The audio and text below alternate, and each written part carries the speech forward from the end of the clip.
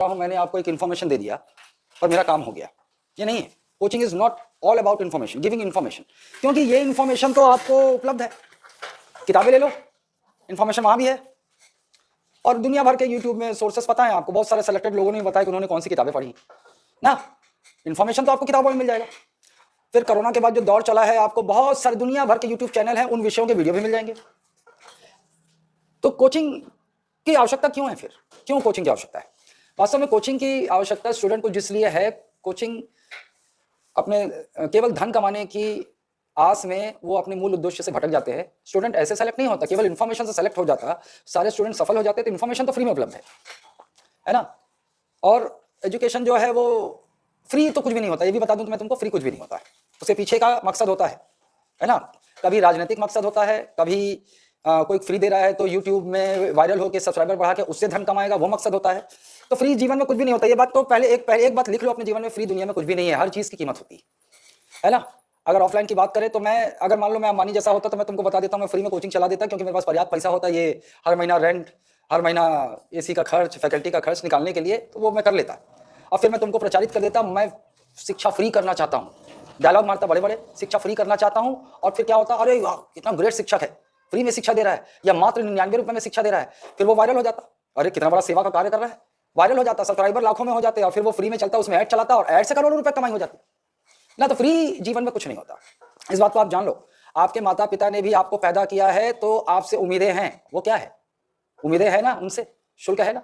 ये बात बहुत अलग है कि आपके माता पिता ने आपको पैदा किया, आप उनके बच्चे हो, आप जीवन में कोई काम आए ना आए, आपका घर परिवार आपके साथ रहेगा। कभी मान लो खुदा न खास्ता आप अपंग हो गए, तो भी आपका परिवार जब तक जिएंगे तब तक आपको पालेंगे, अपनी क्षमता के अनुसार पालेंगे। लेकिन जब वो पैदा करते हैं आपसे, तो आपसे एक उम्मीद रहती है कि आप भी एक दिन सफल हो जाओ, चिंता भी होती है, उम्मीद भी रहती है, और सफल हो जाओगे तो आप बुढ़ापे में सेवा करो, उम्मीद तो रहती है। तो जीवन में कोई चीज फ्री नहीं है ना। अब सवाल ये पैदा होता है कि कोचिंग केवल इंफॉर्मेशन आपको देगी और दे देती है और स्टूडेंट सेलेक्ट हो जाता है। नहीं भैया, आप प्रचार करके हजारों स्टूडेंट ऑफलाइन में इकट्ठा कर लो, और ऑनलाइन में लाखों स्टूडेंट इकट्ठा कर लो, और उसमें से 4-5 या जेन्युइन जो सेलेक्ट हो, वाकई में आपने पढ़ा है, उनको सामने लाके खड़ा कर दो, और बाकी सबको बेवकूफ बना दो। कोई बात नहीं करना चाहता उन स्टूडेंट के बारे में जो स्टूडेंट विफल हो रहे हैं, फेल हो रहे हैं। भाई मैं कोरोना से पहले कभी मैंने प्रचारित नहीं किया, 2023 से पहले मैं फोटो का प्रचार ही नहीं करता था कि मेरा ये स्टूडेंट सेलेक्ट हुआ। मैं ना किसी स्टूडेंट को यहाँ बुलाता था ड्रामा करने के लिए, सेलेक्ट हुआ है, मिठाई लेके आए, खवाए। मेरी मजबूरी हो गई, ये दुनिया के जिस सिस्टम के प्रपंच को देखते हुए ना, मेरी मजबूरी हो गई कि अब मैं अपने स्टूडेंट को बुलाता हूं कि भैया सेलेक्ट हो गया। वो आते हैं, मिठाई खिलाते हैं। मैं भी वीडियो बनाना शुरू कर दिया पिछले 1 साल में। अब 1 साल की 6-7 में नहीं हुआ है, ये मैंने भी शुरू किया कि दुनिया के प्रपंच है, प्रपंच को देखते हुए। लेकिन मैं पहले चैन फोटो जारी नहीं करता था। उसका सबसे बड़ा कारण ये था कि मेरे 50 बच्चे एक बैच में बैठे हुए हैं, और उसमें से अगर 6-8 बच्चे 2-3 सालों में सेलेक्ट हुए, तो मैं किस चीज की खुशी मनाऊं, किस चीज की, कि 50 में से वो 8-10 स्टूडेंट जो सेलेक्ट हुए उनकी खुशी मनाऊं, कि मैं दुख मनाऊं कि 40 बच्चे अभी भी नहीं हुए। इसलिए मैं नहीं करता था। लेकिन दुनिया भर के ये यूट्यूबर जो पैदा हो गए, यूट्यूबर और जो वायरल होकर करोड़ों का धंधा कर रहे हैं, एक एक बैच में 2-2 हजार 2.5-2.5 हजार स्टूडेंट बैठाते हैं और ग्रेट शिक्षक होने का स्वांग रचते हैं, वो वास्तव में शिक्षक है ही नहीं, वो व्यापार कर रहे हैं, भ्रम का व्यापार। अब मैं आपको ये क्यों बता रहा हूं, giving information is not about.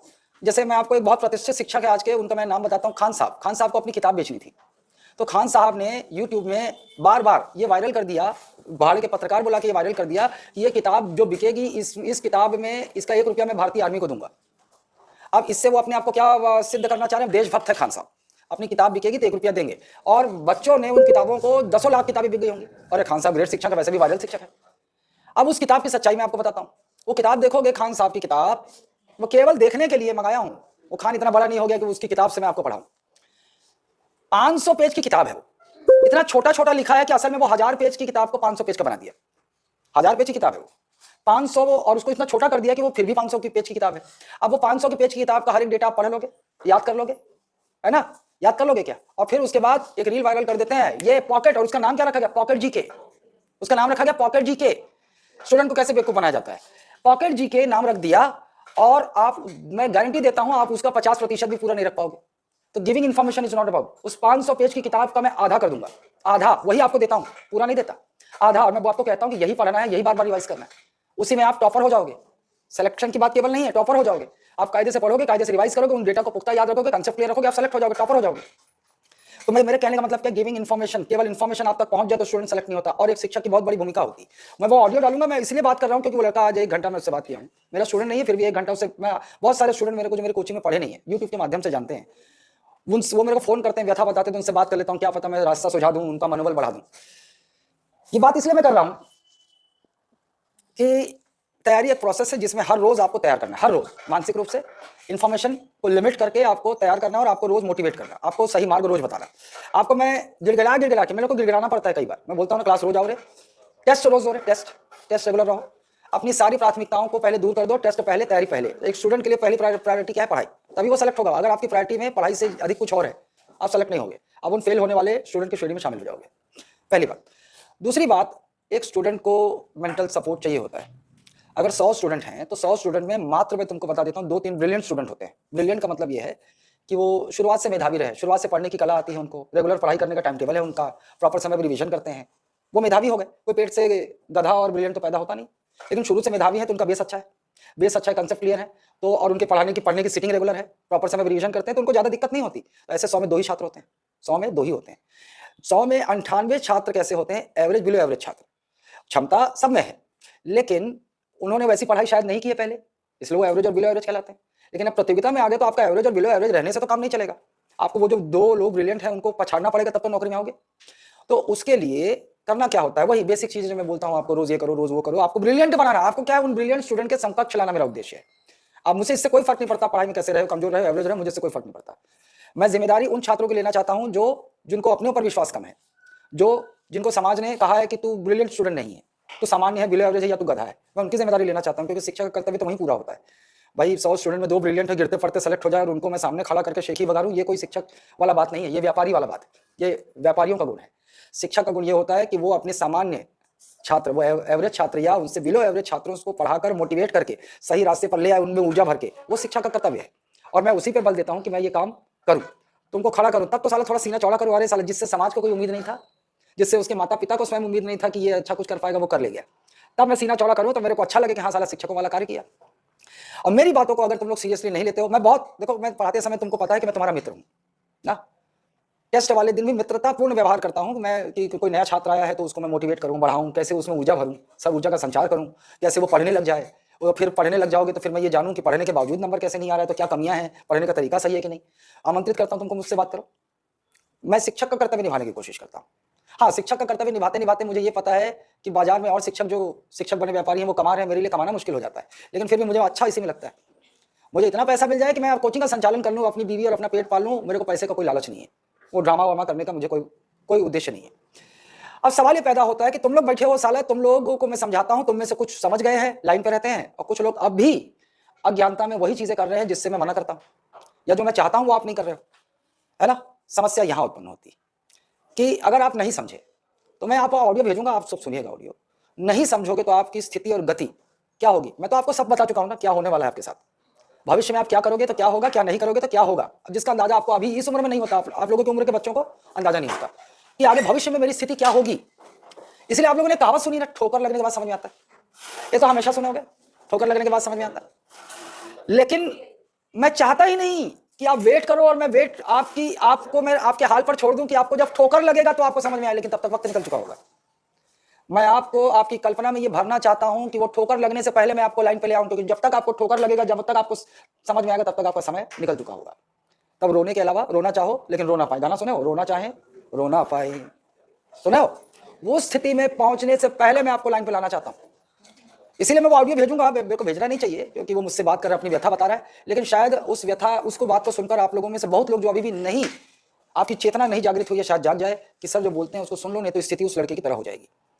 मैंने आपको बताया ना, सबसे पहले आपका साथ आपके आसपास के मित्र छोड़ेंगे, सबसे पहले ना। जब आप अगर सक्सेसफुल हो गए तो आपके जो मित्र नहीं है वो भी मित्र बनने की चेष्टा करेंगे, लेकिन आप अगर सफल नहीं हुए, आपके पास धन नहीं रहा, आपके पास पद नहीं रहा, तो सबसे पहले आपके मित्र जो आप सोचते हो ना वो साथ छोड़ेंगे। कोई इक्का होगा, घनिष्ठ मित्र जो आपका समझता होगा वो होगा, लेकिन आपके जो मित्रों की लंबी झड़ी है वो छोड़ने लगेगी। दूसरी बारी आएगी आपके नात रिश्तेदार जो आजकल पूछते होंगे आपसे क्या कर रहा है, कैसी तैयारी कर रहा है, तैयारी करते हैं, जिस दिन सेलेक्ट हो जाएगा वो बोलेगा मैं तो पहले ही बोला था बहुत काबिल है, लेकिन जब आप नहीं होगे ना वो ताना देने में कोई कसर नहीं छोड़ेगा ना, अरे तो गधा है, मैं तो जानता था, फोकट में इसके पापा लोग पीएससी की तैयारी करवा रहे हैं, फोकट में ऐसे बोलेंगे डायलॉग। और सबसे अंत में बारी आएगी आपके अपने परिवार की, सबसे अंत में।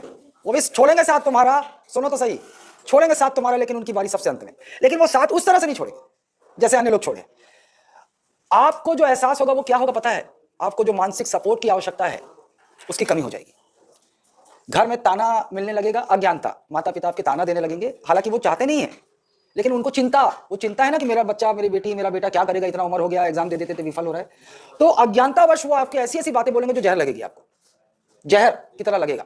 और आप तो वैसे ही फ्रस्ट्रेटेड हो, आप वैसे ही डिप्रेस्ड हो, और वो उसमें आग में घी डालने का काम करेगा, और आप और फ्रस्ट्रेट होते चले जाओगे और डिप्रेशन में चले जाते जाओगे। क्योंकि ऐसे वक्त में जब एक छात्र विफल हो रहा होता है, उसको सबसे बड़ा सपोर्ट जो चाहिए होता है वो होता है मेंटल सपोर्ट। क्या होता है? Mental support. मेंटल सपोर्ट मतलब कोई ऐसा व्यक्ति हो जो उसको उस विपरीत परिस्थिति में भी उसके साथ हो और उसमें ऊर्जा भर सके, वो चाहिए होता है ऐसे छात्रों को। और ऐसी स्थिति 95% छात्रों की होती है। तुमको मैं बता दूं, 95% छात्रों की ऐसी स्थिति होती है कि जब उनको वो मेंटल सपोर्ट चाहिए होता है, पीछे से वो बैकअप चाहिए होता है, तब वो बैकअप उसको वो साथ छोड़ने लगता है। और सबसे बड़ा सपोर्ट दुनिया साला कोई पूछे ना पूछे, आपको कोई उससे ज्यादा फर्क नहीं पड़ता, लेकिन फर्क तब पड़ता है जब आपके घर परिवार में वो सपोर्ट मिलना बंद हो जाए। उनको बता देता हूं, सबसे विपरीत परिस्थिति, एक छात्र जो तैयारी कर रहा होता है, सबसे विपरीत परिस्थिति क्या होती है? अभी आप कल्पना नहीं कर पा रहे हो, मैं ऑडियो भेजूंगा समझ जाओगे आप।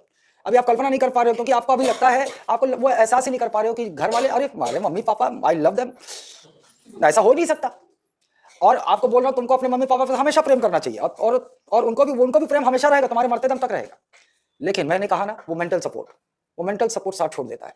और जब वो मेंटल सपोर्ट साथ छोड़ देता है तो एक छात्र योग्य होते हुए भी कुछ नहीं कर पाता। तो इस स्थिति में पहुंचने से पहले, मतलब आप इस स्थिति में ना पहुंचो कि आज जो आपके मम्मी पापा, आपको लगता है कि हमेशा मेरे साथ रहेंगे, हमेशा उनका सपोर्ट रहेगा, मेरे मम्मी पापा कभी मेरे विरुद्ध नहीं, मेरे हमेशा साथ रहेंगे, है ना, ऐसा आपको लगता है। उस स्टेज में ना पहुंचो जब आपके परिवार का भी मेंटल सपोर्ट आपसे खींचने लगे। और कई बार मैं आपको एक बात बता देता हूं, कई बार ऐसा होता है कि वो नॉर्मल ही उस समय भी आपके मम्मी पापा नॉर्मल बिहेव कर रहे हैं। जैसे आज की डेट में जब आप कुछ पढ़ाई वढ़ाई नहीं करते हो, रोगा पढ़त नहीं है, रोगा मुफ्त में रोटी तोड़ा थे। सुन लो, यही बात अभी भी शायद आपको बोल सकते हैं, लेकिन आप उसको तवज्जो नहीं दोगे, अभी आपको वो चोट नहीं दे रही है।